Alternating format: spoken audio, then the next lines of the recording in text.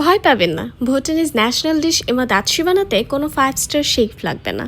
মাত্র 3টা ইনগ্রিডিয়েন্ট আর 1 মিনিট সময়। আর এতক্ষণ যে ভিডিওটা দেখলেন সেটা শুধু ভিডিওটা একটু বড় করার জন্য।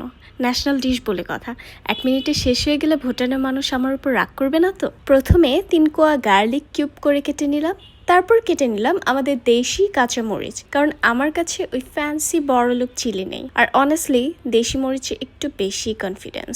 এরপর লাগবে চেডার চিজ। ব্যাস, ইনগ্রিডিয়েন্ট লিস্ট শেষ। এত ছোট ইনগ্রিডিয়েন্ট লিস্ট দেখে রেসিপিটাই অবাক। এবার কুকিং টাইম। একটু ঘি দিয়ে গার্লিকগুলো হালকা গোল্ডেন করে ভেজে নিলাম। 1 চিমটি লবণ, তারপর মরিচ।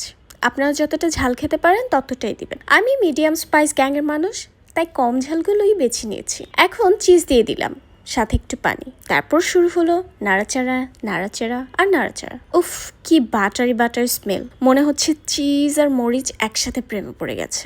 যখন একদম ক্রিমি হয়ে যাবে নামিয়ে ফেলুন। আর গরম ভাতের সাথে এই গার্লিক, চিজ আর কাঁচামরিচের কম্বো একদম মাইন্ড ব্লোয়িং। বাসায় অবশ্যই ট্রাই করে দেখবেন, আর ভালো লাগলে ভুটানকে একটা ধন্যবাদ দিয়ে দিন। ওকে, টাটা, বাই।